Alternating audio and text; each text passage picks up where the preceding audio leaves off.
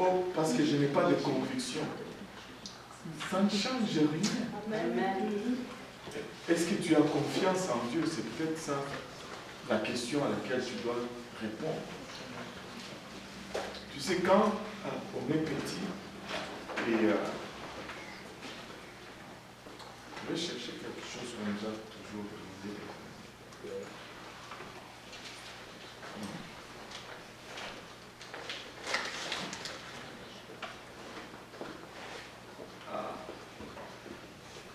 J'ai un blanc de moi, sûrement je suis trop fatigué. Tu sais, quand on est petit, on nous demandait, on ne fait pas ça. Très souvent, on ne nous donnait pas beaucoup d'explications. Mais ce n'est pas parce qu'on ne comprenait pas que le fait de le faire nous épargnait les conséquences de ce que cette interdiction essayait d'empêcher. Quand tu faisais ce qu'on te disait de ne pas faire, je vous dis, à 90% du temps, tu récoltais les conséquences. Ça te revolait toujours dans la face. Toujours, toujours, toujours. Ça te rattrapait toujours. Ne joue pas avec la porte. Oh non, moi je vais jouer avec la porte. Je me suis pincé le bras. Ne fais pas ceci, ne saute pas la manche.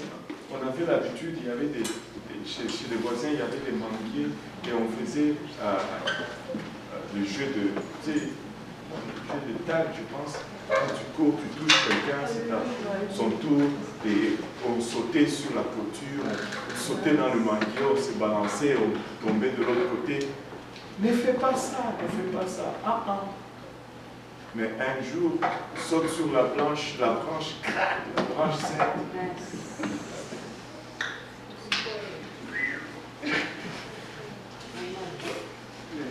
Tu vas toujours ramasser. Ce n'est pas parce que tu n'as pas compris que ça va t'épargner la conséquence. Et la jeune génération est montée et cette génération a fait a commencé à s'éloigner des voies de l'Éternel. Mais Josué les convoque et dans Josué 24,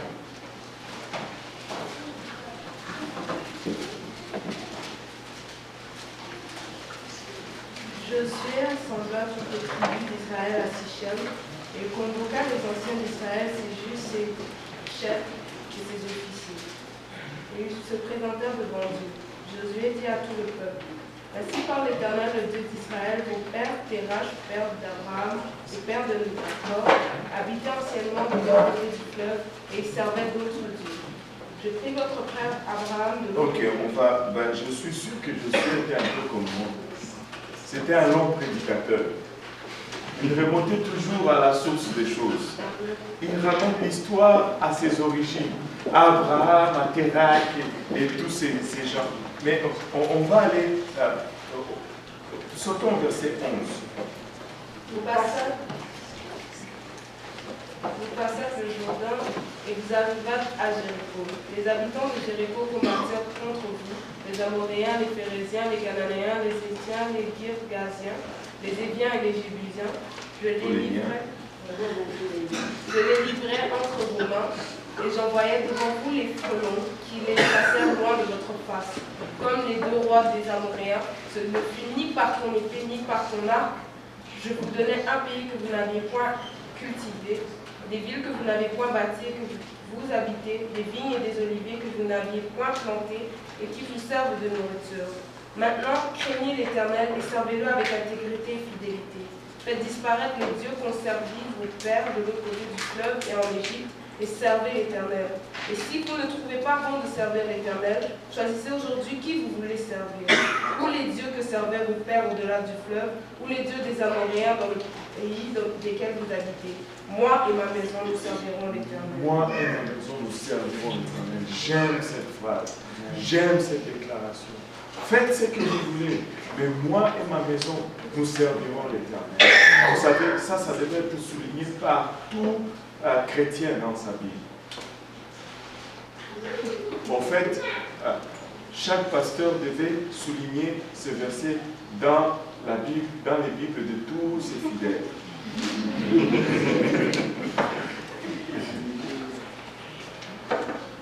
Parce que très souvent, les gens vont dire, oh, c'est parce que Emmanuela m'avait regardé comme ça, alors je vais quitter l'église. C'est parce que Cédric avait dit ça, là, moi, je ne veux plus croire en Dieu. Fais ce que tu veux, mais moi et ma maison, nous servirons l'Éternel. Servir Dieu, c'est toujours un choix personnel. Peu importe, même si Maureen ne m'amène pas le café, je vais venir quand même à l'église.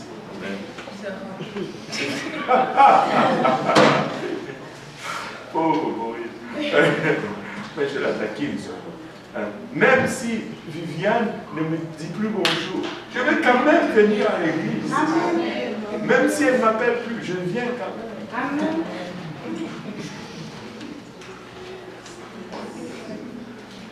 Servir Dieu, c'est un choix. Tu ne peux pas blâmer ça sur l'acte de quelqu'un d'autre. Tu ne peux pas blâmer cela sur sur le frère service ni sur le frère serve. Tu vas servir qui tu as choisi de servir. Et Josué leur dit, servez qui vous voulez, ou les dieux des Amoréens, ou les dieux des Égyptiens. Mais dans les deux cas, vous êtes dans les troubles.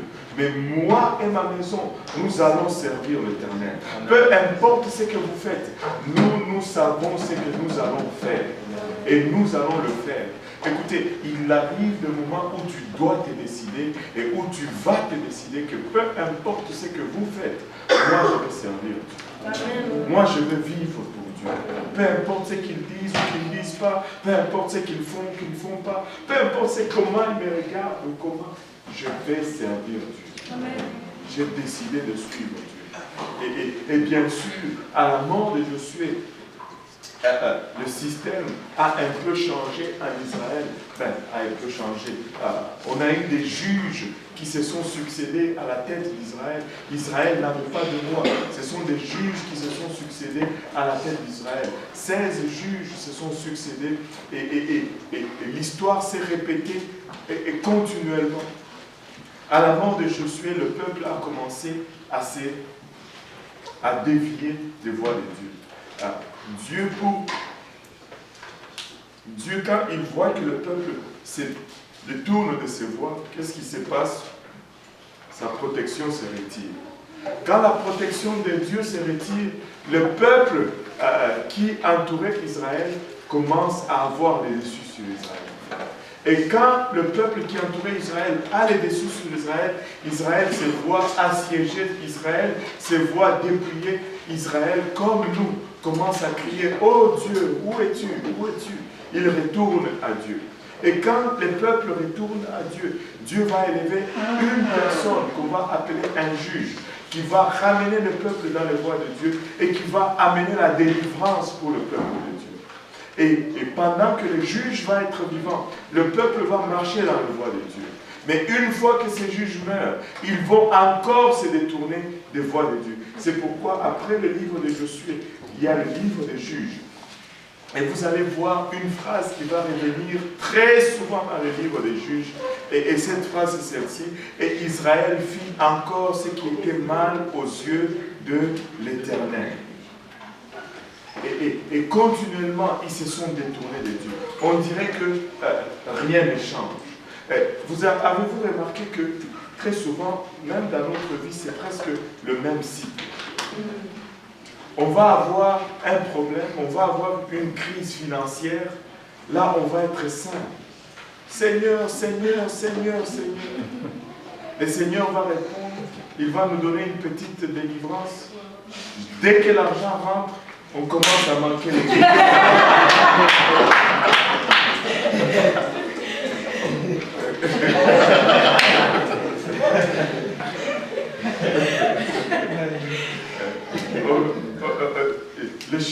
Du coup, l'église devient trop loin.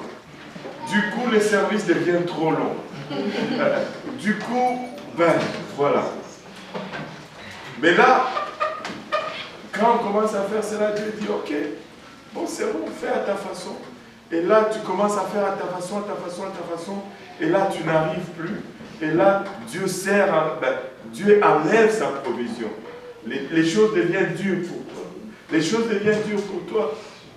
Oh Dieu, oh Dieu, oh Dieu. Dieu envoie encore quelqu'un qui te donne encore un peu. Et là, tu pars encore. Et là, tu commences à crier encore. Mais là, Dieu, au lieu de te frapper toi seul, il frappe toi et c'est lui qui t'a donné la dernière fois. Cela arrive. Hein? Écoute, des fois, quand Dieu est en train de corriger quelqu'un, ne l'aide pas. Amen. Avant d'aider quelqu'un, demande, prie. Dieu, est-ce que je dois aider cette personne? Parce que peut-être que tu es en train d'aider quelqu'un que Dieu est en train de corriger. Oh boy. Amen. Prie. Dieu, est-ce qu'il faut que je donne? Parce que peut-être que Dieu lui avait déjà donné. Il était déjà parti. Et là, il est en train de revenir. Ne le laisse pas partir tout de suite parce que Dieu n'a pas encore fini. Laisse-le galérer un peu. Aïe, aïe, aïe. Tu sais, à trop porter un enfant, éventuellement, il n'apprend pas trop vite à marcher.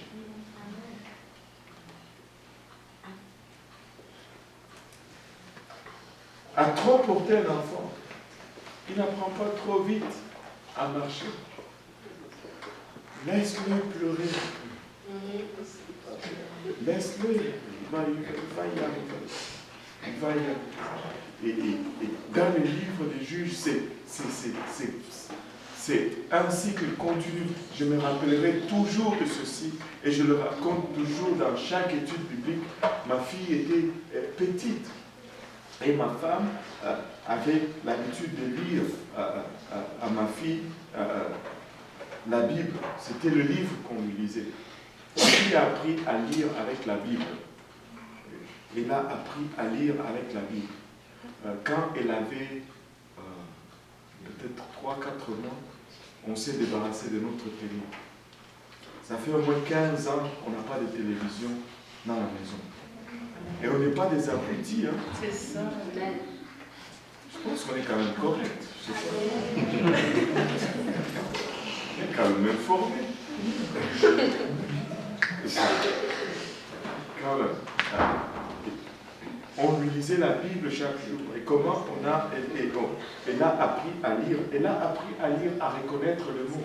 Quand on le lisait, on a découvert par la suite qu'elle reconnaissait les mots. Par exemple, quand on arrivait à God, elle disait God. Je dis, oh. Et là, on a commencé à lui dire la Bible avec le doigt. Et à chaque mot, quand on disait le mot, on montrait. Et quand on arrivait au mot qu'elle connaissait, on la laissait dire. Et all. Et après, c'était God Almighty. Et comme ça, elle a appris à lire comme ça. À 3 ans et demi, elle lisait le King James. Et tout ça parce qu'il n'y avait pas de télé avant.